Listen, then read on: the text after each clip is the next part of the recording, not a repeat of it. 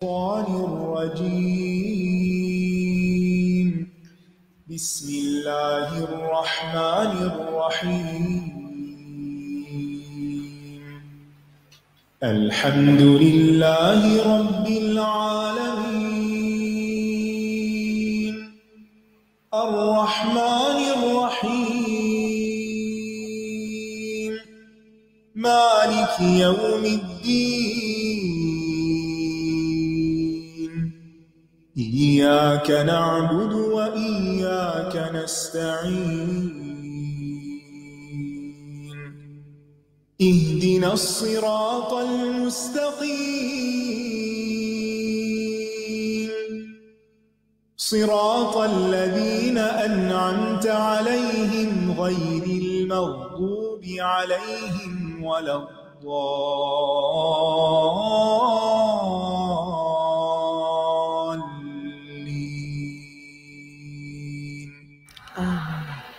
السلام علیکم ورحمۃ اللہ وبرکاتہ.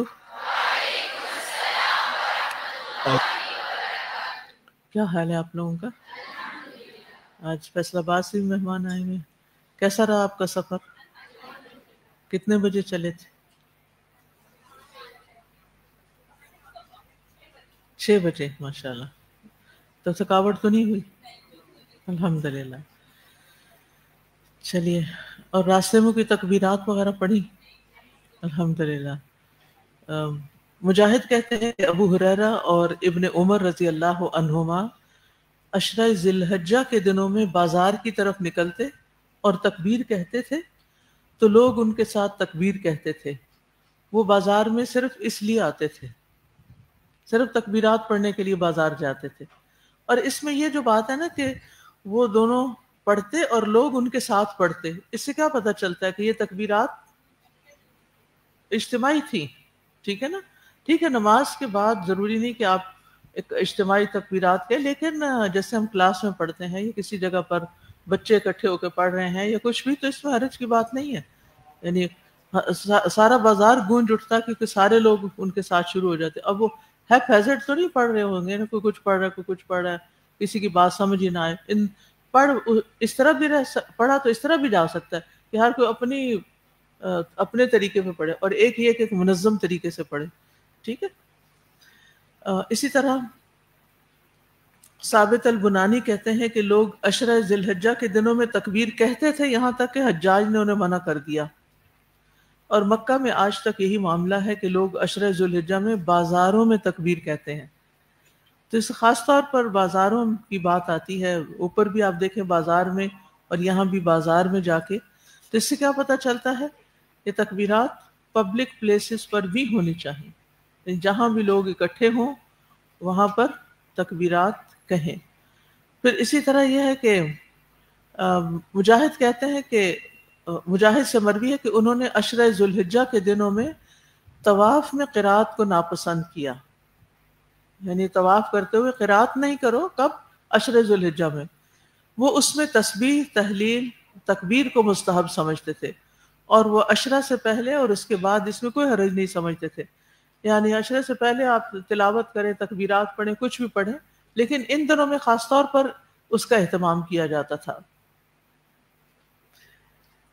مجاہد نے ایام عشر میں ایک شخص کو تکبیر کہتے ہوئے سنا تو کہا اس نے آواز کو بلند کیوں نہ کیا، اونچی آواز سے کیوں نہیں پڑھ رہا. بے شک میں نے تو ان لوگوں کو پایا ہے کہ ان میں سے ایک شخص تکبیر مسجد میں کہتا تو اس کی آواز سے پوری مسجد لرز اٹھتی، پھر وہ آواز اہل وادی پر نکلتی. یعنی ایک شروع کرتا، ساری مسجد گونج اٹھتی، پھر اہل وادی جو تھے یعنی باہر سارے کے سارے پڑھنا شروع ہو جاتے، یہاں تک کہ مقام ابتح تک پہنچ جاتی، اور آواز کی وجہ سے مقام ابتح لرز اٹھتا. اور بے شک ان سب کی بنیاد وہی ایک شخص ہوتا جو شروع کرتا. سبحان اللہ.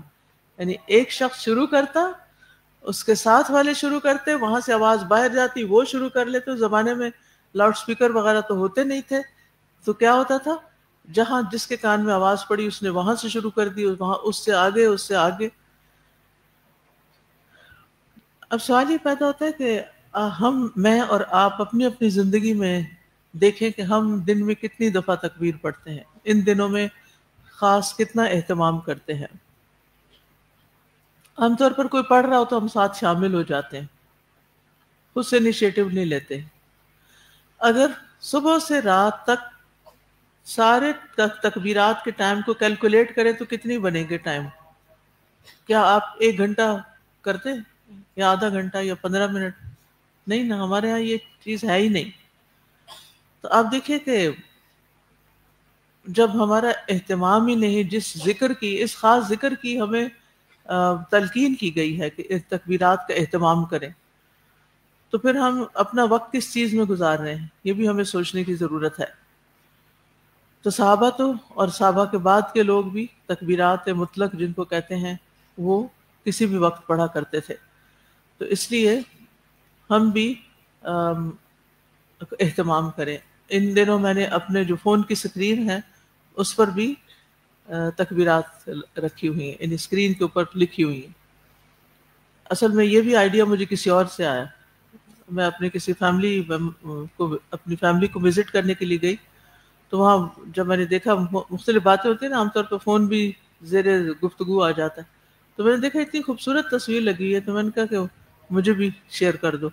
تو اس سے یہ ہے کہ آپ لوگ بھی کر سکتے ہیں۔ اس سے کیا، اب جب سے وہ میں نے اسکرین چینج کی ہے نا، جس وقت موبائل کھولتی ہوں لازماً تکبیر پڑھنا ہوتی۔ تو اب آپ دیکھیں کہ ویسے اتنی دفعہ کون ریمائنڈر دے گا؟ فون تو ہم دن میں سب سے زیادہ جو چیز استعمال کرتے ہیں وہ ہمارا فون ہے۔ تو بہرحال، اور دن میں کم از کم کچھ دفعہ تو اللہ اکبر کہہ کے محسوس بھی کریں اس کو۔ ابھی اذان ہو رہی تھی، شاید آپ نے بھی سنی ہو، تو اس میں بھی جب شروع ہوئی تو ایسا لگا جیسے کوئی نئی بات کر رہا ہو کہ اللہ اکبر کہہ رہا ہے، کیونکہ اللہ تعالیٰ کی عظمت اور جلال کے پکار ہے ایک طرح سے۔ اور ویسے بھی آپ دیکھیں کہ اللہ رب العرش العظیم ہے، رب العرش الکریم ہے، اس کا عرش آسمان و زمین کو گھیرے ہوئے ہے، تو سب سے بڑا تو وہی ہے، دنیا کی ہر چیز سے بڑا ہے، خواہشات سے بڑا ہے، مسائل ہمارے مسائل سے بڑا ہے۔ تو اس لیے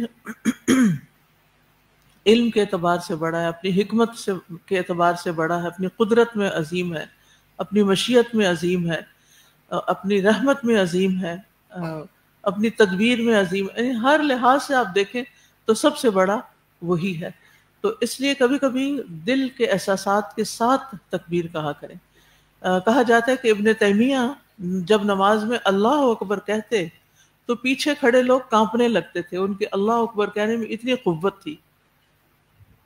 یہ تکبیر ہماری نماز کی توجہ جو ہے وہ مرکوز کر دیتی ہے، اگر ہم اللہ اکبر کہہ کے صحیح معنوں میں نماز شروع کریں۔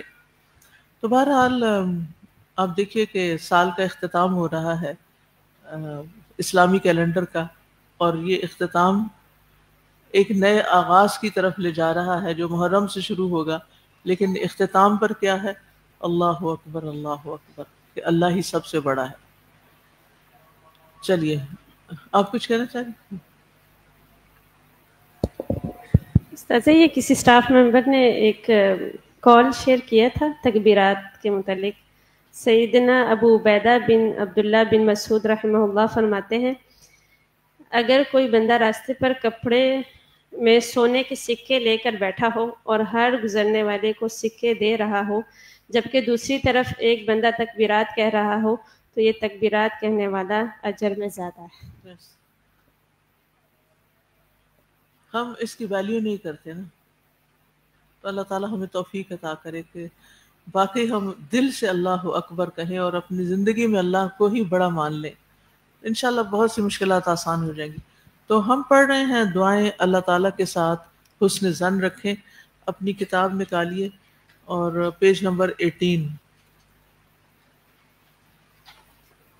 جی، آپ ایک ایک آیت پڑھتی جائیں اور میں ترجمہ پڑھتی جاتی ہوں۔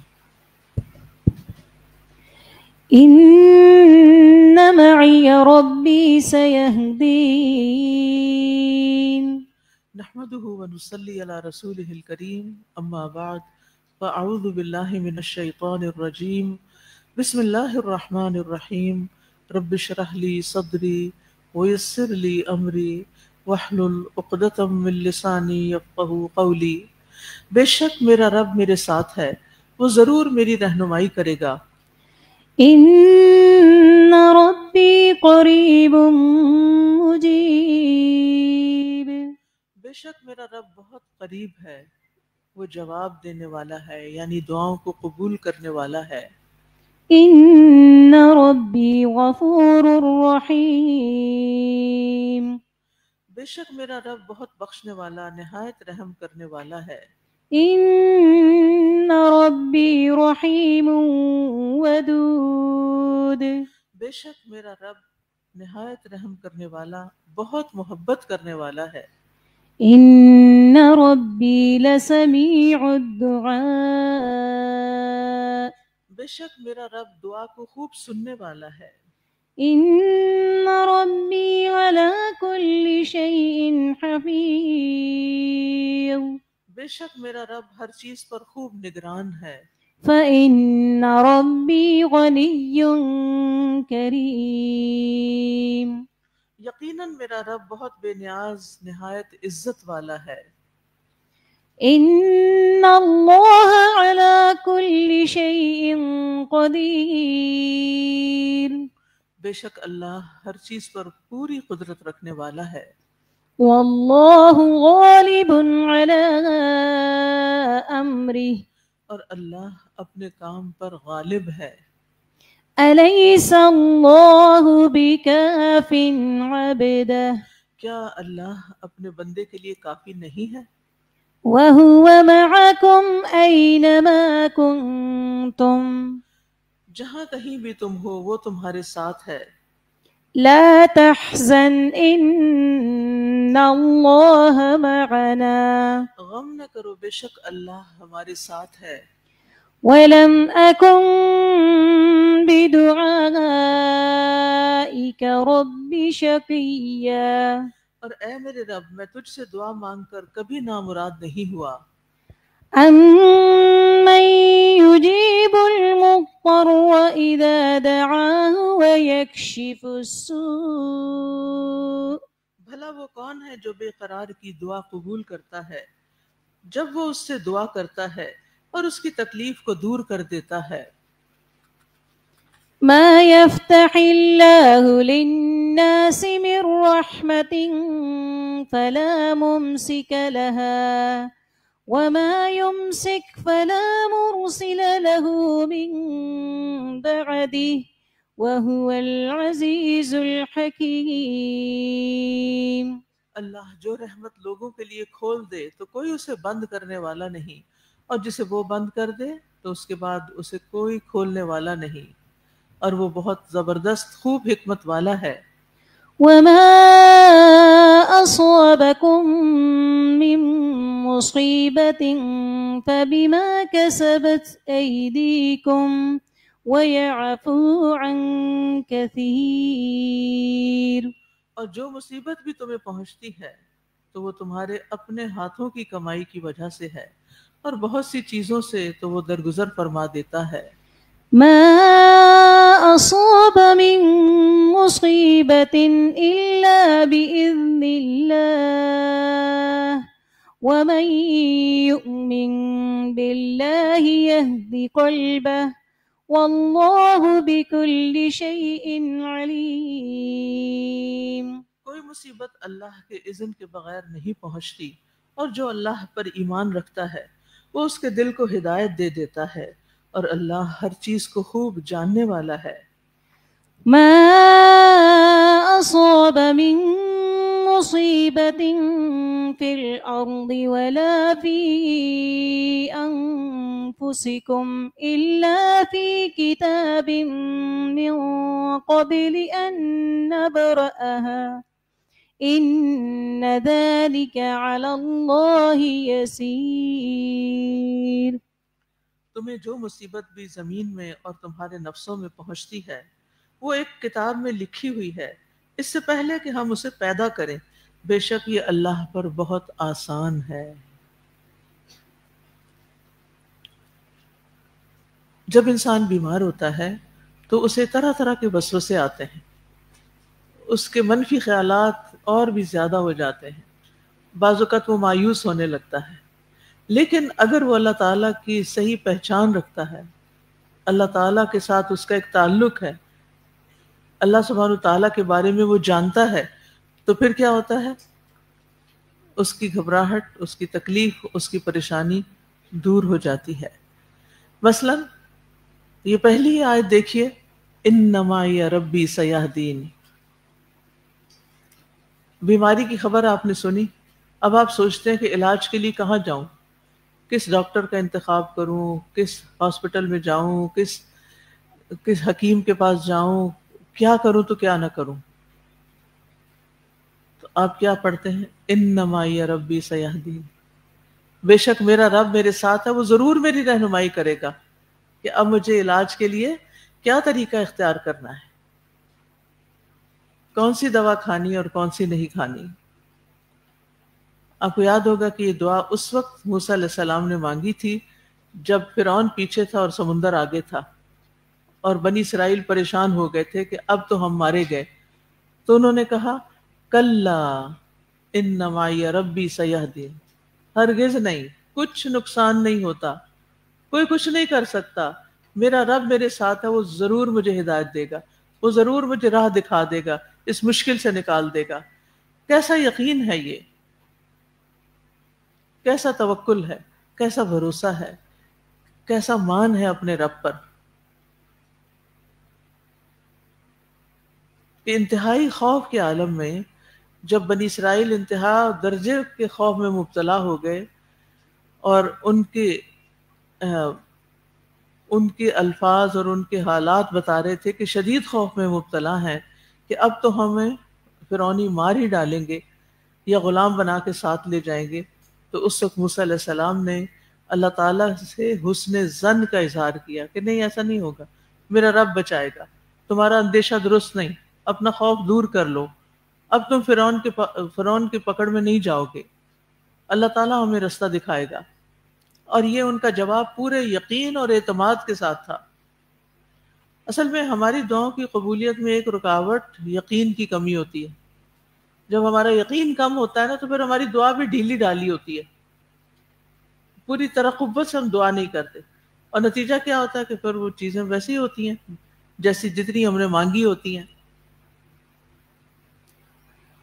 تو موسیٰ علیہ السلام نے ایمان کی قوت کے ساتھ، یقین کی قوت کے ساتھ، اللہ تعالیٰ کی ذات پہ پورا اعتماد کرتے ہوئے کہ اللہ تعالیٰ انہیں ضرور کامیابی کا راستہ دکھائے گا، کامیابی سے ہمکنار کرے گا، اللہ کے وعدوں پہ یقین کرتے ہوئے انہوں نے اپنی قوم کو اس مشکل وقت میں ان کی حوصلہ افزائی کی. موسیٰ علیہ السلام نجات کا راستہ نہیں جانتے تھے کہ آگے کیا ہونے والا، کیونکہ ابھی وہاں پہنچ کے انہوں نے عصا نہیں مارا تھا، وہ تو بعد میں پتہ چلا نا. لیکن انہوں نے اللہ کی معیت پہ بھروسہ کیا. تو بات یہ ہے کہ اللہ تعالیٰ کے پاس تو ہزار راستے ہیں، ہزار کیا، انلیمیٹڈ راستے ہیں. اگر ہم چلنا شروع کریں گے تو کوئی نہ کوئی راستہ مل ہی جائے گا، اور یہ اللہ تعالیٰ کی رحمت ہوتی، وہ اپنے بندوں کو حل سجھا دیتا ہے.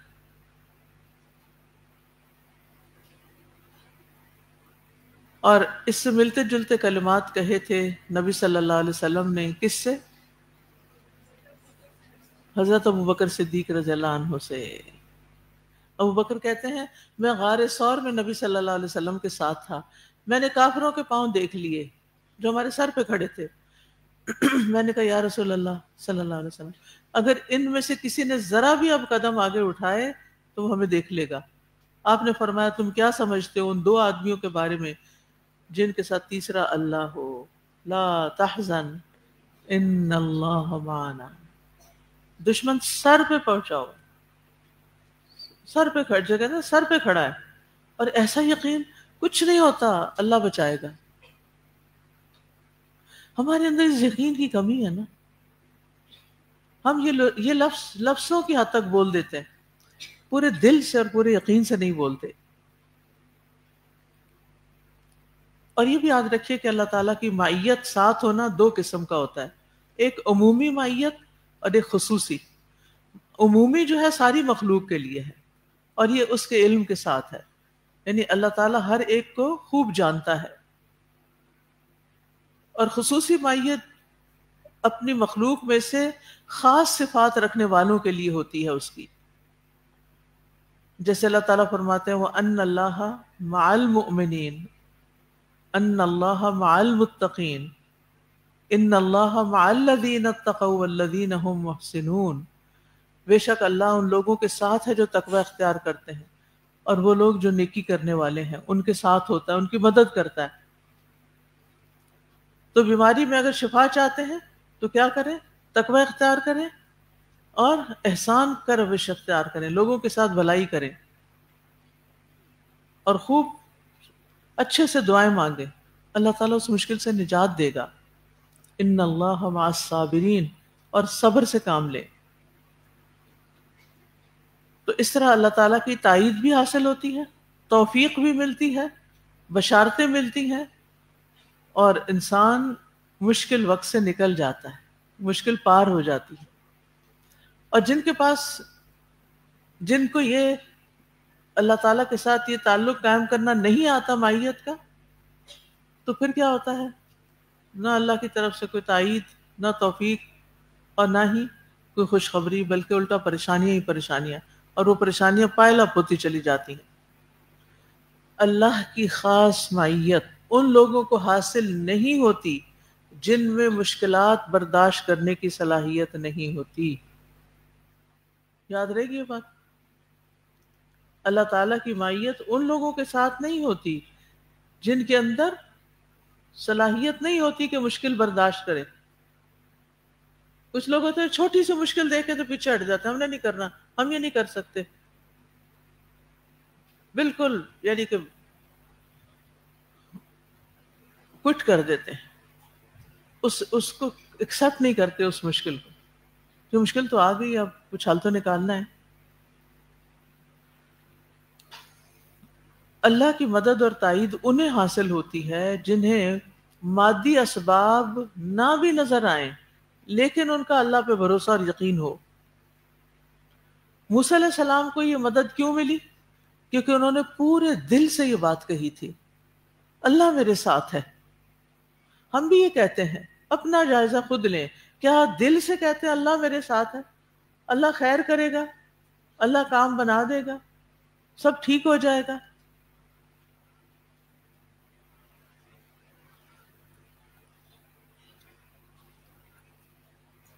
موسیٰ علیہ السلام کے ساتھیوں نے تو دیکھ کے فرعون کو کہا تھا انا لمدرکون، تو موسیٰ علیہ السلام نے دل جمعی سے کہا کلا ان معی ربی سیہدین. ساری قوم ایک طرف، اکیلے موسیٰ ایک طرف. اللہ تعالیٰ نے موسیٰ علیہ السلام کی سن لی اور ان کو نجات دی. تو پھر بات یہ ہے کہ اگر شیطان کوئی وسوسہ ڈالے، مایوسی کی بات دل میں ڈالے، تو اس کو اچھے لفظوں کے ساتھ ریپلیس کرنا ہے. کل میں نے آپ سے ذکر کیا تھا کہ انسان کی حالت بدل سکتی ہے اگر اس کے الفاظ بدل جائیں. اور وہ کیسے؟ منفی خیالات کا رد مثبت جملوں کے ذریعے بول کر. تو یہاں پر موسیٰ علیہ السلام بول کے کہتے کلا ان معی ربی سیہدین. اللہ سے حسن ظن رکھیں کہ وہ آپ کے پاس خیر لائے گا اور ہر تکلیف کو دور کر دے گا. ابن قیم کہتے ہیں اگر تم میں سے کوئی پہاڑ کو ہٹانے کا ارادہ کرے کہ پہاڑ یہاں سے ہٹا دینا ہے اور اسے اللہ پر بھروسہ ہو تو وہ اسے ہٹا دے گا. یعنی اللہ تعالیٰ کے ساتھ حسن ظن سے عجائبات پیدا ہوتے ہیں. اچھا گمان تو رکھ کے دیکھے، اللہ تعالیٰ کے بارے میں اچھا سوچ کے تو دیکھے. تو خلاصہ یہی ہے کہ اللہ سے مضبوط تعلق ساری رکاوٹیں توڑ دیتا ہے، سارے بیریئرز ختم ہو جاتے ہیں. اللہ تو فالق الحب والنوا ہے، زندہ کو مردہ اور مردہ کو زندہ سے نکالتا ہے. وہ سمندروں کو پھاڑنے والا ہے، دشمنوں کو شکست دے سکتا ہے چاہے وہ کتنے ہی طاقتور ہوں. تو جو شخص اللہ تعالیٰ پر اعتماد کرے گا، بھروسہ کرے گا، پکا یقین رکھے گا، اللہ اس کی مدد ضرور کرے گا. آپ کچھ کہنا چاہیں اس آیت کے بارے میں؟ آپ سوچ رہے ہوں گے کہ لکھا ہے شفا کی دعائیں اور یہ ساری آیتیں ہی پڑھائی جا رہے ہیں، یہ کیا دعا ہے؟ جی ہاں، یہ دعائے مسئلہ نہیں ہے، دعائے عبادت ہے. اور دوسرا یہ کہ یہ اللہ یہ سوچ بدلنے کے لیے یہ آیتوں کا انتخاب، ان آیتوں کا انتخاب کیا گیا، کیونکہ صحت یاب ہونے کا تعلق ہماری سوچ سے بھی ہے. استاذہ جی کل ایک اسٹوڈنٹ کا سوال تھا یہاں سے نکلنے کے بعد کہ ہم جو کچھ کرتے ہیں کیا وہ لکھا ہوتا ہے، ہمیں جو پیش آتا ہے مصیبت یا جو بھی غلط کام یا صحیح کام ہم کرتے ہیں لکھا ہوتا ہے؟ تو میں نے کہا ہاں لکھا ہوتا ہے لوح محفوظ میں. تو وہ کہنے لگی کہ اگر وہ نہ لکھا ہوتا تو ہم پھر نہ کرتے، مطلب اچھی بات ہی ہمارے بارے میں لکھی ہوتی تو ہم پھر اچھا ہی کرتے. تو میں نے انہیں بتایا کہ وہ اس لیے نہیں لکھا ہوتا کہ آپ کرتے ہیں، آپ اس لیے نہیں کرتے کہ لکھا ہوتا ہے، بلکہ جو آپ کرتے ہیں وہ لکھا ہوتا ہے. تو اس بارے میں تھوڑی سی وضاحت کر دیں. جی ہاں، آپ نے صحیح کہا، جو آپ کرتے ہیں وہ لکھا ہوتا ہے. اصل میں لکھی ہوئی تو ہر چیز ہے.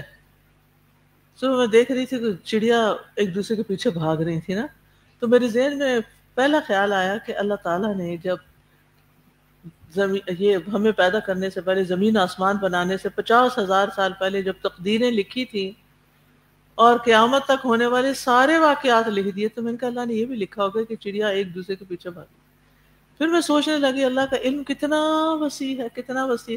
یہ تو ایک پلانٹ ہے اور اس پہ جو کچھ ہو رہا ہے وہ بھی سب لکھا ہوا ہے اللہ کی کتاب میں، لوح محفوظ میں ہر چیز لکھی ہوئی ہے. لیکن لکھا ہونے کا مطلب یہ نہیں کہ آپ کا اختیار چھین لیا گیا کہ آپ کچھ کر نہ سکیں، آپ کی چوائس نہیں لی گئی. لکھا ہونے کا یہ مطلب نہیں ہے کہ آپ اب ہل جل نہیں سکتے اور کچھ کر نہیں سکتے، اور جو آپ غلط کر رہے ہیں وہ لکھا ہوا تھا لہٰذا اس لیے آپ کر رہے ہیں. آپ نے جا کے پڑھا تھا وہ کیا لکھا ہوا؟ پڑھا کسی نے؟ تو کیسے پھر آپ کہہ سکتے ہیں؟ تو اصل بات یہ ہے کہ تقدیر کی بھی مختلف سٹیجز ہیں. ایک ہوتی ہے تقدیر یومی، کل یوم ہوا فی شان. تقدیر سنوی، سالانہ، لیلۃ القدر. پھر تقدیر عمری، جب ماں کے پیٹ میں لکھی جاتی ہے تو اس میں یہ بھی لکھا جاتا ہے، مثلا آتا نا حدیث میں کہ صلہ رحمی جو ہے وہ اس کو بڑھا دیتی، عمر کو بڑھا دیتی. اب بھئی عمر تو لکھی ہوئی ہے پہلے ہی، تو صلہ رحمی نے کیسے بڑھایا؟ سوال پیدا ہوتا کہ نہیں؟ اگر تقدیر مثلا ہماری عمر 40 سال لکھی ہوئی ہے تو کیا رشتہ داروں کا خیال کرنے سے 50 ہو سکتی ہے؟ جی ہاں ہو سکتی ہے. اب پھر تقدیر سے ٹکراتا نہیں ٹکراتا نہیں، کیونکہ تقدیر میں یہی لکھا تھا کہ اگر یہ شخص صلہ رحمی کرے گا تو اس کو 50 دی جائے گی، اگر نہیں کرے گا تو 40 پہ مر جائے گا. یہ بھی لکھا ہوتا ہے. ٹھیک ہے، تقدیر ہے کہ اللہ کا علم سابق، جو پہلے سے اس کو پتا کہ کون شخص کیا آپٹ کرے گا، اس کے لیے آپشنز بھی لکھی ہوتی ہیں کہ یہ شخص ان آپشنز کو استعمال کر سکتا ہے. لیکن ہم ان آپشنز کو لیتے ہی نہیں ہیں، ہم آرام کمفرٹ زون میں رہنا چاہتے ہیں. یہ 2-3 دن پہلے میری سسٹر کو ایک ایمرجنسی سی ہو گئی، تو رات ہو گئی تو کہنے لگے کہ ابھی جانا ہے اس آفس میں جا کے کمپلین کروانی ہے. تو بھائی اور دوسرے 1-2 لوگ کہہ رہے تھے کہ نہیں بند ہو جاتا ہے، 10 بجے بند ہو جاتا ہے. میں نے اس کی ساتھ اس کی فرینڈ بھی تھی تو میں نے کہا چلیں دعائیں پڑھ کے چلتے ہیں. وہ آفلی دعائیں اس دنوں میں ہم پڑھے تھے، لا الہ الا اللہ وحدہ لا شریک لہ سبحان اللہ. پڑھتے گئے تو وہاں پہ راستے میں دیکھا، کسی سے پوچھا تو کہتے ہیں نہیں بند ہو جاتا ہے 10 بجے. پھر میں نے کہا نہیں چلیں جا کے دیکھتے ہیں، کیا پتہ کھلا ہو. یہ ارادہ تھا، ساتھ دعا بھی پڑھتے گئے، اور الحمدللہ جب گئے تو آفس کھلا تھا. اور کھلا بھی ایسے تھا کہ ٹائم بند تھا لیکن وہ اندر جو میڈم تھی وہ بیٹھی ہوئی تھی. تو وہی بات ہے کہ ارادہ اور نیت اور پھر دعا، اور یہ لکھا ہوا تھا. بند دروازے بھی کھل جاتے ہیں. یقین نہیں ہے نا، یقین ہے صرف اسباب پہ. سبب ہے، گاڑی ہے تو کلاس میں جا سکتے ہیں، گاڑی نہیں تو جا ہی نہیں سکتے.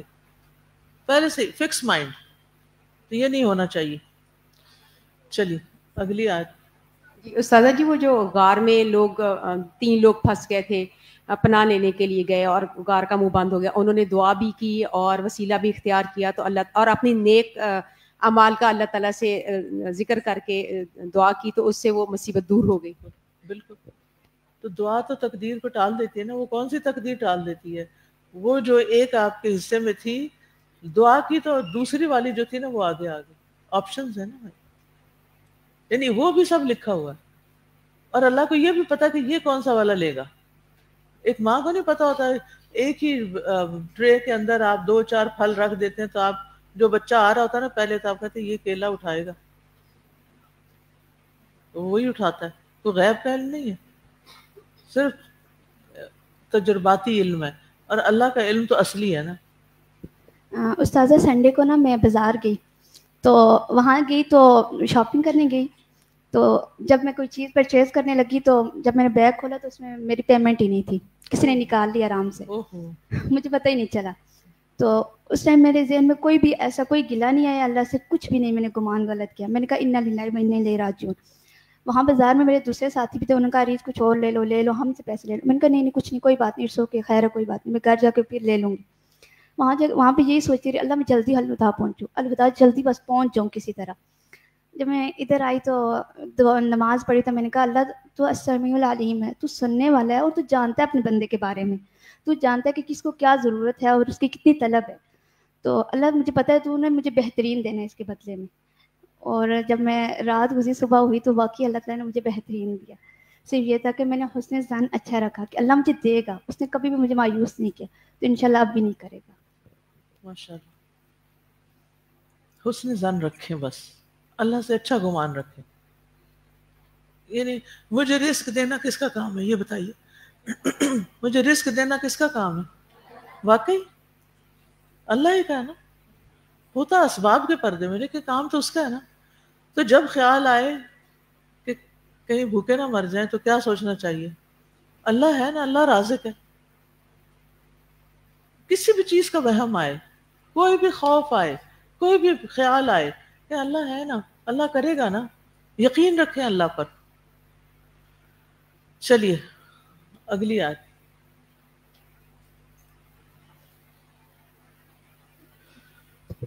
ان ربی قریب مجیب، بے شک میرا رب بہت قریب ہے، جواب دینے والا ہے. اللہ سبحانہ تعالیٰ نے قبیلہ سمود کی طرف صالح علیہ السلام کو بھیجا تھا. یہ قوم تبوک اور مدینہ کے درمیان مدائن ہجر میں رہائش پذیر تھی، اور یہ قوم عاد کے بعد آئی. تو صالح علیہ السلام کو سمود کا بھائی کہا گیا ہے، اور اس سے مراد انہی کے خاندان اور قبیلے کا ایک فرد ہے. ان کی طرف ان کے بھائی صالح کو جب بھیجا تو انہوں نے کچھ نصیحتیں کی.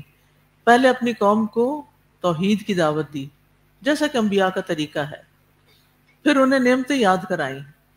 وَأَنشَأَكُم مِّنَ الْأَرْضِ وَاسْتَعْمَرَكُم فِيهَا، کہ اللہ نے تمہیں زمین سے پیدا کیا اور تمہیں اس میں خوب آباد کیا. اب تم کیا کرو؟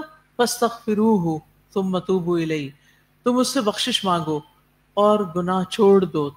توبہ کا مطلب ہوتا ہے لوٹ آنا، واپس آ جاؤ، گناہ کا رستہ چھوڑ کے ہدایت کی طرف آ جاؤ. ان ربی قریب مجیب، بے شک میرا رب قریب ہے، مجیب ہے. اللہ کی رحمت کا دروازہ کھلا ہے. اور یہاں انہوں نے اللہ تعالیٰ کی 2 صفات بتائیں کہ رب قریب ہے، رب مجیب ہے. یعنی جب کوئی اسے پکارتا ہے تو اسے کسی واسطے وسیلے کی ضرورت نہیں ہوتی، وہ ڈائریکٹ سنتا ہے. کوئی آہستہ پکارے یا بلند آواز سے پکارے، اکیلا پکارے یا کسی مجلس میں بیٹھ کے پکارے، رب ہر حال میں قریب ہے اور قبول بھی کرتا ہے یہ یعنی بندے کی دعا یا پکار.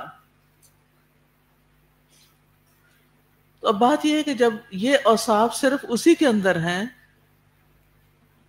تو پھر اس کے سوا کسی اور کو کیوں پکارے انسان؟ اور قریب میں لفظ قرب ہے. قرب کی 2 قسمیں ہیں، ایک معیت تھی ساتھ اور ایک قرب. ایک قرب عام ہے اور ایک قرب خاص ہے. قرب عام سے مراد اللہ تعالیٰ کا اپنے علم کے ذریعے اپنی مخلوق کے قریب ہونا ہے. وَنَحْنُ أَقْرَبُ إِلَيْهِ مِنْ حَبْلِ الْوَرِيدِ، ہم اس کی رگے جان سے بھی زیادہ اس کے قریب ہیں. اس کا یہ مطلب نہیں کہ اللہ تعالیٰ فزیکلی قریب ہے علم کے ساتھ.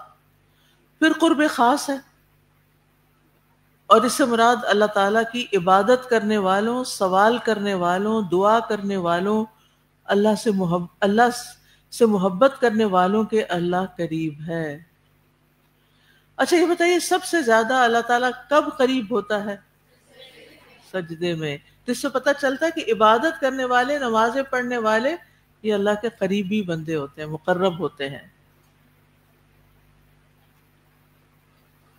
امام احمد سے پوچھا گیا کہ ہمارے اور رحمان کے عرش کے درمیان کتنا فاصلہ ہے، یعنی یہاں سے جہاں ہم بیٹھے ہیں یہاں سے عرش کتنے میل دور ہے. انہوں نے فاصلہ پوچھا تو انہوں نے فرمایا ایک سچی دعا جو سچے دل سے نکلے. بس اتنا سا فاصلہ ہے، سچی دعا جو سچے دل سے نکلے، بس سارے کام ہو جائیں گے، سارے فاصلے طے ہو جائیں گے. پھر آپ دیکھیے کہ اللہ کا قرب کس طرح حاصل ہوتا ہے. قرآن مجید میں آتا ہے والسابقون السابقون اولئک المقربون. سبقت لے جانے والے ہی سبقت لے جانے والے، یعنی اس سے پتہ یہ چلتا ہے کہ یہ ایک مائنڈ سیٹ ہوتا ہے کہ یہ کام پہلے سب سے پہلے کر لینا ہے، جلدی کر لینا ہے، فوراً جب وقت آئے گا فوراً کر لینا ہے. سابقوا بالخیرات باذن اللہ. تو سابقون جو ہوتے ہیں وہ کیا ہوتے ہیں؟ مقربون. سابقون مقربون، ساجدون مقربون. اور اسی طرح نیکیاں کرنے والے سابقون بالخیرات بھی کیا ہیں؟ مقربون. اب جب بیماری آتی ہے، اس ہر آیت کو بیماری سے ریلیٹ کریں. جب بیماری آتی ہے، تکلیف آتی ہے، تو یہ لفظ بڑی ڈھارس بندھاتے ہیں، اور خاص طور پر اس وقت جب ہم کہتے ہیں آج تو کوئی ہے ہی نہیں میرے پاس، میں تو اکیلی رہ گئی اور اب میرا کوئی پوچھنے والا بھی نہیں، اب میں کیا کروں گی؟ ان ربی قریب و مجیب. رب بڑا قریب ہے، بس دعائیں کرتی جاؤ، وہ جواب بھی دے گا، یعنی دعا قبول کر لے گا. جی کوئی کچھ کہنا چاہے گا اس بارے میں، مقربون کے بارے میں؟ ذکر کرنے والے کیسے؟ دلیل؟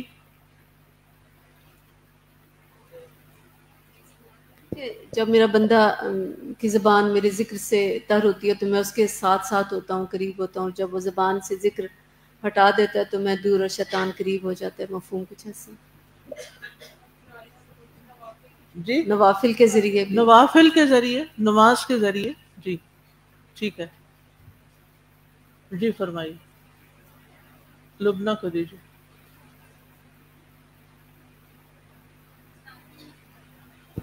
استاذہ میں یہ کہنا چاہ رہی تھی کہ ابھی ہم نے جو اوپر والی پڑھی ہے نا ان معی ربی سیہدین، اس میں کل ایک حادثہ پیش آیا کہ ہمارے جو میری دوست ہے نا، اس تھوڑے دن پہلے اس کے بھائی نے کوئی پوائزن لے لیا تھا، تو کسی ٹینشن ڈپریشن میں آ کے آن دا اسپاٹ اس کی ڈیتھ تو نہیں ہوئی، کافی دن وہ وینٹیلیٹر پہ رہا، اور اس میں بیچ میں اس کو ہوش بھی آیا.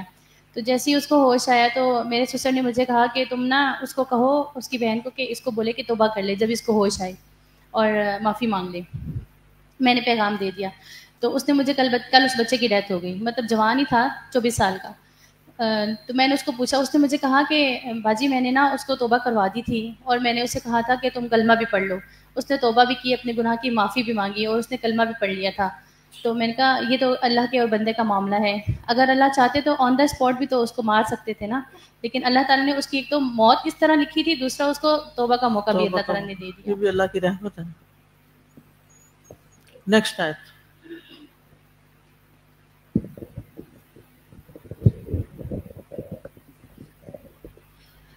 ان ربی غفور رحیم. بے شک میرا رب بہت بخشنے والا، نہایت رحم کرنے والا ہے. یہ سورۃ یوسف کی آیت نمبر 53 ہے، جس میں یوسف علیہ السلام کہتے ہیں اور میں اپنے نفس کو بری قرار نہیں دیتا، بے شک نفس تو برائی پر بہت زیادہ اکسانے والا ہے، سوائے اس کے جس پر میرا رب رحم فرما دے، بے شک میرا رب بہت بخشنے والا، نہایت رحم کرنے والا ہے. یعنی نفس انسان کو بہت کثرت سے برائی، بے حیائی اور دیگر گناہوں کا حکم دیتا ہے. نفس شیطان کی سواری ہے، اور شیطان انسان کے اندر اس کے نفس کے راستے سے داخل ہو جاتا ہے.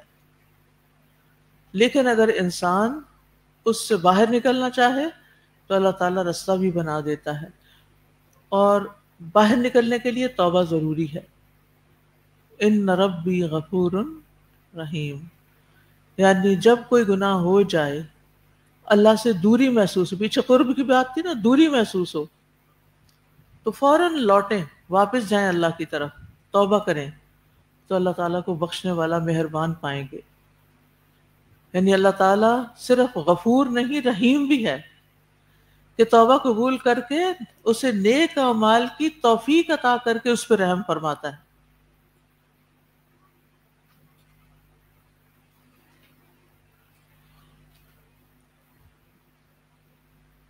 تو غفور الرحیم، ہم سب کو یہ نام تو ضرور آتے ہیں.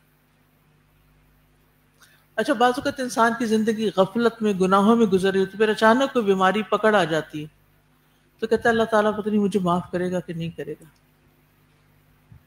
تو اس وقت انسان اگر اعتراف کر لینا، وما ابرئ نفسی، میں اپنے آپ کو پاکیزہ قرار نہیں دیتا.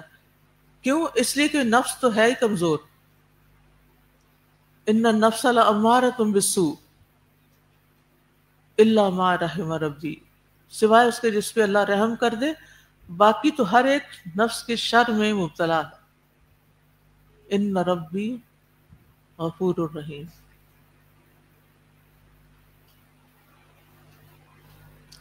غفور الرحیم پر کچھ کہنا چاہیں گے؟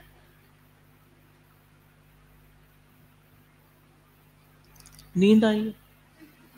جی نشی. مایوس لوگوں کے لیے ایک امید ہے. جی ہاں، انسان سوچتا ہے کیا پتہ میں مر جاؤں اور میرے تو گناہ ہی ڈھیر اور ڈھیر ہیں. کبھی آپ کو یہ خیال آیا جب کبھی آپ بیمار ہوئے کہ اللہ مجھے موت نہ دینا، میں نے تو ابھی توبہ بھی نہیں کی؟ تو اب کر لیں. اللہ تعالیٰ بندے کی توبہ کب تک قبول کرتا ہے؟ ما لم یغرغر، جب تک جان حلق میں اٹک نہیں جاتی. جی ہاں، لا تقنطوا من رحمت اللہ. جی حضرت. واصف علی واصف کہتے ہیں کہ پریشانی حالات سے نہیں، خیالات سے پیدا ہوتی ہے. صحیح. یہ اللہ کے بارے میں ہمارا کیا خیال ہے، بندوں کے ساتھ بارے میں ہمارا کیا ہے. اگر ہم اپنے خیالات بدل لیں گے تو بیماری بھی چلی جائے گی.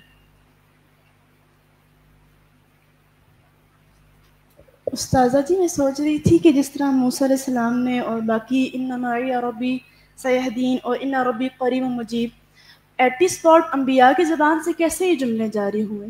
یہ تب ہی جملے جاری ہو سکتے ہیں جب ہماری پریویس لائف میں ہم اللہ سے حسن ظن رکھتے ہیں.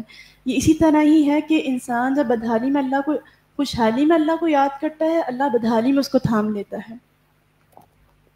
بالکل صحیح کہا. نیکسٹ. جی آپ کچھ کہہ کے فرمائیے. استاذہ، جیسے آپ نے یہ بات کی نا، ان ربی غفور الرحیم، اللہ تعالیٰ بخشش کے بعد رحمت فرماتے ہیں.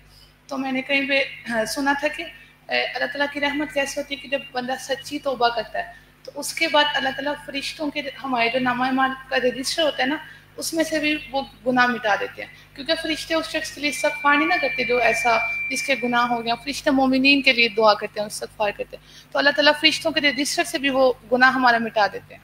یہ رحمت ہوتی ہے اللہ تعالیٰ. نیکسٹ ہے ان ربی رحیم ودود، بے شک میرا رب نہایت رحم کرنے والا، بہت محبت کرنے والا ہے. کبھی آپ کو یہ خیال آیا کہ میرا رب بہت محبت کرنے والا ہے اور رحم کرنے والا بھی؟ یہ شعیب علیہ السلام نے اپنی قوم سے کہا تھا. سورۃ ہود کی آیت نمبر 90 ہے. اور اپنے رب سے استغفار کرو، پھر اس کی طرف لوٹ آؤ. دور چلے گئے ہو نا اس سے، واپس آ جاؤ. بے شک میرا رب نہایت رحم کرنے والا، بہت محبت کرنے والا ہے. کبھی آپ کو رب سے دوری محسوس ہوتی ہے کہ رب سے دور ہو گئے؟ ہوتی ہے نا. واپس آ جائیں، قریب آ جائیں. کس نے روکا ہے آپ کو؟ وہ تو رحم فرمانے والا ہے. وہ تو دھتکارتا نہیں اپنے دروازے سے کہ تم نہیں آؤ، تم نے بڑے گناہ کر لیے. آیت پڑھی وَاسْتَغْفِرُوا رَبَّكُمْ واستغفروا ربكم ثم توبوا إليه إن ربي رحيم ودود.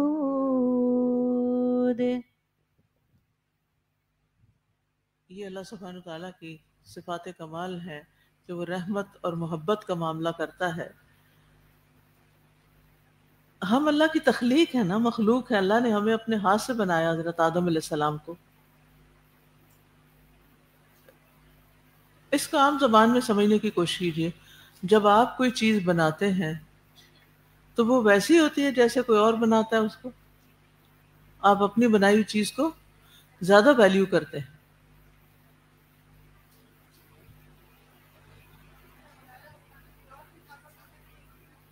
بالکل.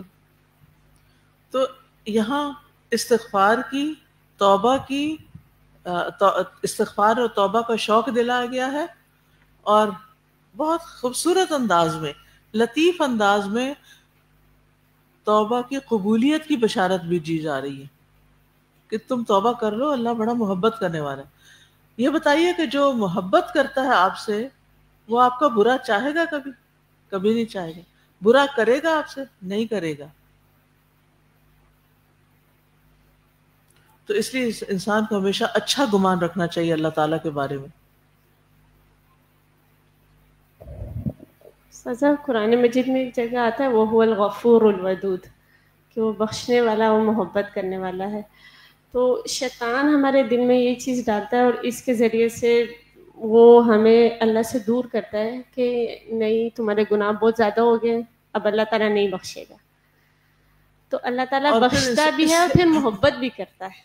اس سے آگے پھر کیا ہوتا ہے؟ جب انسان یہ سوچتا ہے نا اللہ نہیں بخشے گا، وہ کہتا ہے پھر آگے تو جہنم ہے، تو یہی کر لو موجے، اور غلط کام شروع کر دیتا ہے. جی استاذہ، ایسا بھی ہوتا ہے نا، کبھی انسان تنہا ہوتا ہے، وہ اس کے ذہن میں خیال آتا ہے کہ مجھ سے تو کوئی محبت ہی نہیں کرتا، میں اکیلا ہوں، تو وہ کافی ہے محبت کے لیے. بالکل. اچھا، ودود کا ایک معنی محبت کرنے والا بھی ہے، اور ایک معنی جس سے محبت کی جاتی ہے. ٹھیک ہے، ودود ود سے. جی استاذہ جی، یہ جو ہے نا رحیم اور ودود، تو ہمیشہ مجھے خیال آتا ہے ہر سچویشن میں، جیسے ہم کہتے ہیں نا کہ خیر ہوگی، اس میں بھی کوئی خیر ہوگی، تو اس میں اتنی شدید محبت ہے نا اللہ تعالیٰ کی کہ اللہ تعالیٰ اتنی محبت کرنے والا ہے تو وہ برا تو کر ہی نہیں سکتا. اس میں کوئی برائی، جو بھی سچویشن ہو گئی ہے اس میں کچھ برا نہیں ہوگا، انشاءاللہ خیر ہی ہوگی انشاءاللہ. بالکل.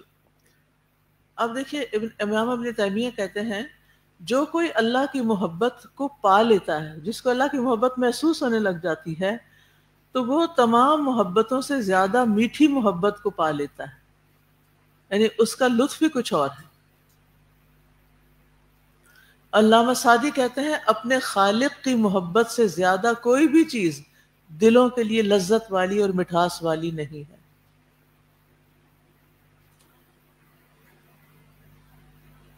قرآن مجید میں کچھ صفات آئی ہیں جن کے ماننے والوں کو اور جن پر عمل کرنے والوں سے اللہ تعالی محبت کرتا ہے. ان اللہ یحب المحسنین فإن اللہ یحب المتقین ان اللہ یحب المقسطین اللہ یحب الصابرین ان اللہ تواب الرحیم یحب المتطہرین ان اللہ یحب المتوکلین. تو اگر اللہ کی محبت چاہیے تو کیا کریں؟ محسن بنے، متقی بنے، مقسط انصاف کرنے والے بنے، صابرین میں سے ہوں، اور پھر توبہ کرنے والے، پاک صاف رہنے والے، توکل کرنے والے. جی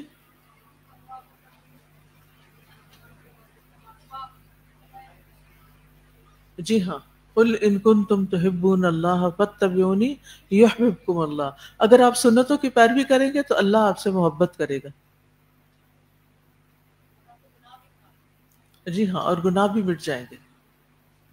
پھر اسی طرح اللہ تعالی فرائض اور نوافل ادا کرنے والوں سے محبت کرتا ہے. وما تقرب الی عبدی بشیء احب الی مما افترضته علیہ. حدیث قدسی ہے اور فرائض کی ادائیگی سے زیادہ بندہ کسی چیز سے میرا قرب حاصل نہیں کرتا. سب سے زیادہ آپ جس سے اللہ کا قرب پا سکتے ہیں وہ ہے فرض کی ادائیگی. اچھا کون سے فرض کی بات ہے؟ بس یہ مجھے پتا تھا کہ نماز کا آپ کو سب کو پتا ہے نماز فرض ہے. ٹھیک ہے. اور کون سی چیز ہو سکتی ہے جو احسان کے درجے میں آپ کریں گے تو اللہ آپ سے محبت کرے گا؟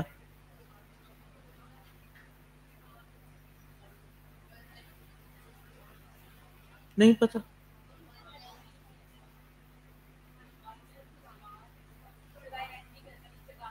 صلہ رحمی، رشتہ داروں سے حسن سلوک.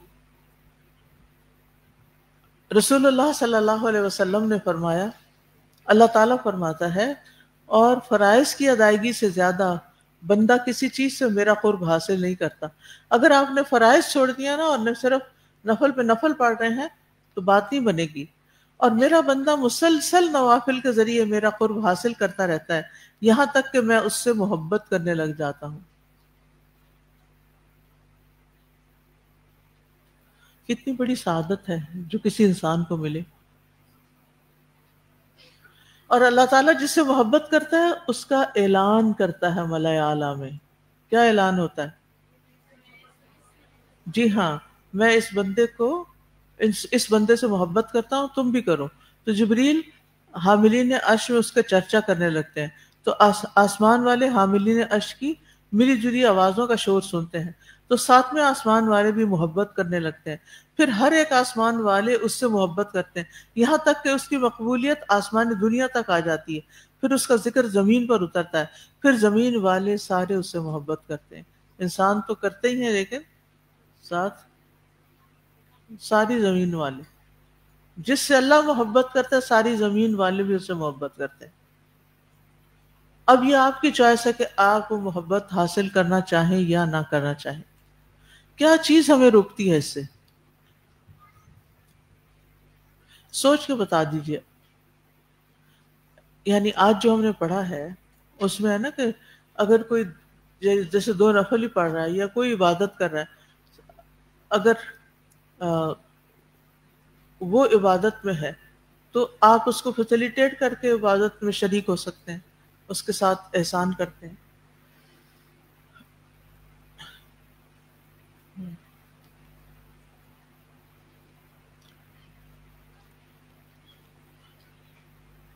استاذہ جب وہ پیچھے بول رہی تھی نا تو میں پیچھے مڑ کے میں نے دیکھا تو مجھے لگ رہا ہے کہ ہال میں نا وہ ویدر کی وجہ سے نیند کا ایک سب کو غلبہ آ گیا ہے. تو میں ایک ایکسرسائز کروانا چاہوں گی سب کو. وہ یہ کہ ڈیپ بریتھ لینی ہے مگر سٹاپس کے ساتھ لینی ہے. 3 دفعہ مطلب 3 دفعہ ہم نے سٹاپ کرنا ہے جیسے اس طرح سے، اور پھر سٹاپ کر کے 5 دفعہ اس طرح کیجئے سارے، اور منہ سے باہر نکالنی ہے سانس. 5 دفعہ کرنا ہے. ابھی 1 دفعہ ہوا ہے.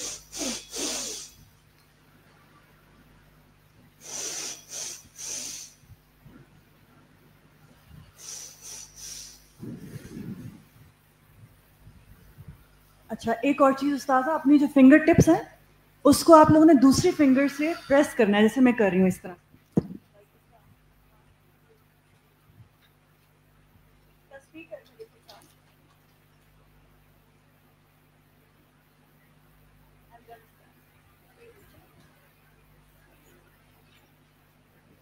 جزاک اللہ خیر. اللہ تعالیٰ جب کسی سے محبت کرتا ہے تو پھر آسمان والے بھی اور زمین والے بھی اس سے محبت کرتے ہیں. اللہ تعالیٰ اس کو ایمان نصیب کرتا ہے لیکن اس کو آزما بھی لیتا ہے، اس کے اوپر آزمائشیں بھی آتی ہیں.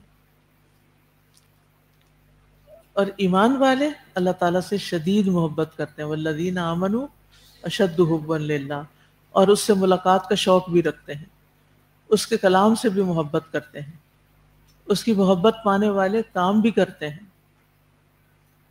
لیکن کچھ لوگ یا ودودوں کا ذکر کر کے محبت حاصل کرنے کی کوشش کرتے ہیں اور وہ کام نہیں کرتے جس سے اللہ کی محبت حاصل ہوتی. تو کیا کرنا چاہیے؟ صرف یا ودود کی تسبیح پڑھ لیں.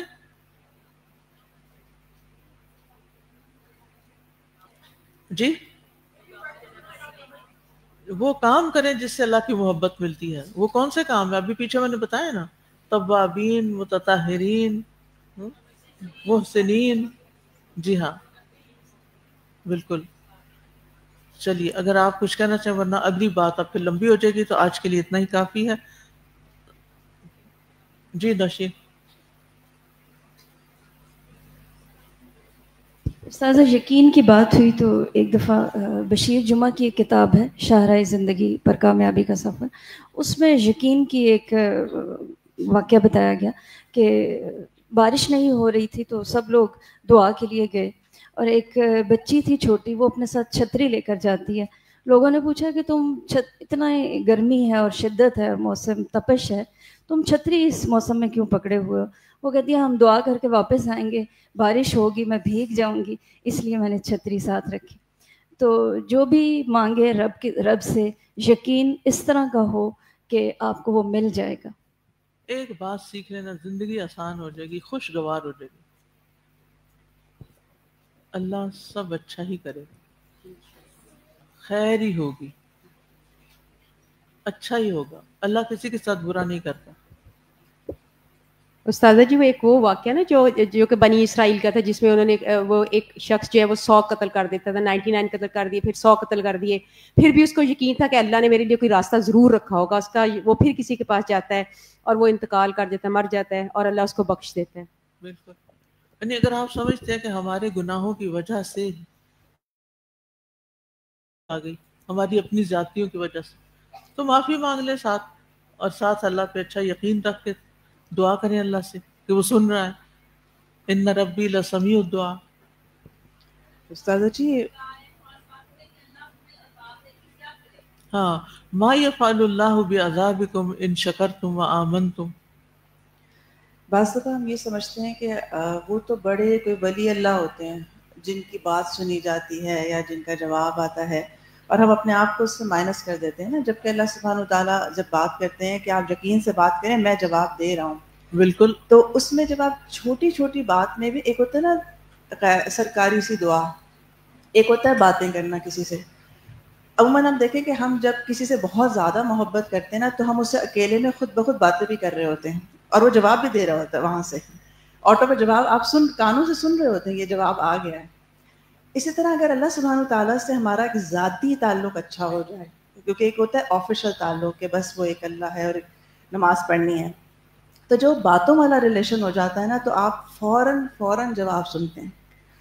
سادہ جی اگر میری کوئی چیز گم جائے نا، یعنی مل نہیں رہی، گم تو نہیں گئی، چابی رکھے پتہ نہیں کہاں گئی، جتنی ایکسپیکٹڈ جگہیں تھیں دیکھ لی ہیں، اس کے بعد یعنی میں شروع میں کہہ دیتی ہوں اللہ تعالیٰ آپ کو پتہ ہے وہ چابی کہاں رکھی ہوئی ہے، تو آپ پلیز وہ مجھے لا دیجیے. اور آپ عین اس جگہ پہنچتے ہیں جو اتنی ہڈن جگہ ہوتی ہے کہ یہاں تک چابی کہاں گر گئی تھی، کہ کیسے ہو گیا. اسی طرح اگر آپ صدر جا رہے ہیں، پارکنگ نہیں ملنی ہے، پتہ ہے کہ بہت رش ہوگا، تو جاتے ہوئے پہلے ہی کہہ دیتی ہوں کہ میں وہاں جا رہی ہوں تو پلیز مجھے ذرا پارکنگ جلدی دلوا دیجیے گا. ابھی آپ سگنل پہ کھڑے ہیں اور سامنے دیکھ رہے ہیں پوری لائن جو ہے وہ بند ہے، کوئی گاڑی نہیں ہے، ابھی سگنل کھلتا ہے اور ایک گاڑی نکلنا شروع ہو جاتی ہے وہاں سے. ہماری زندگی میں یہ واقعات بہت زیادہ ہوتے ہیں، لیکن ہم ان کے ساتھ جملہ لگاتے ہیں اتفاقاً، بس وہ میں وہاں پہنچی تو ہوا. بس وہ اچانک، کوئی چیز زندگی میں اتفاق نہیں ہے، کوئی چیز اچانک نہیں ہے. یہ اللہ کا رحم ہے جو ہر وقت 24 گھنٹے ہمیں فیسیلیٹیٹ کرتا ہے، لیکن ہم اس سے اتفاقاً کہہ کے جو ہے وہ صرف نظر کر جاتے ہیں. بالکل.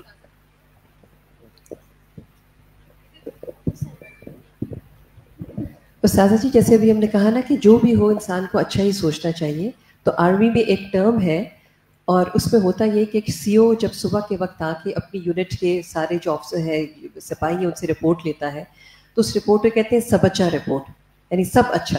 تو وہ اور اگر اس میں کوئی غلط نیگیٹو بات کہے تو اس کو بڑی ڈانٹ پڑتی ہے کہ صبح صبح تم نے سب اچھا رپورٹ دینی اور ہر چیز میں کہنا ہے سب کچھ اچھا ہے، سب کچھ ٹھیک ہے، تاکہ دن بہت اچھا گزر سکے. الحمدللہ. سبحانک اللہم و بحمدک اشہد ان لا الہ الا انت استغفرک و اتوب الیک. باقی لوگ آہستہ آہستہ نکل جائیں، جو مہمان آئے ہیں وہ یہیں پر بیٹھے رہیں. उनसे थोड़ी सी मुलाकात होगी और उसके बाद वो भी जा सकते हैं। अस्सलामु अलैकुम वरहमतुल्लाहि वबरकातुहू।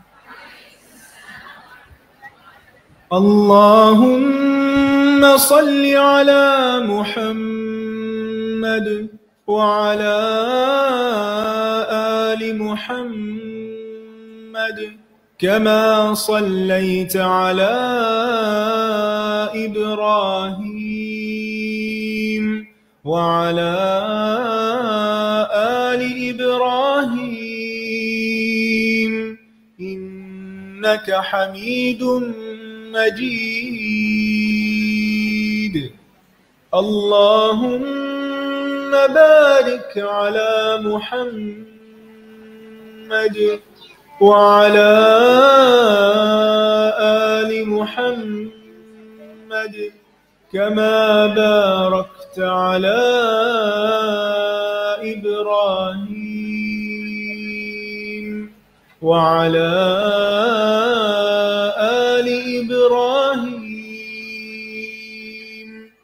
इन्नका हमीदुम मजीद। अल्लाह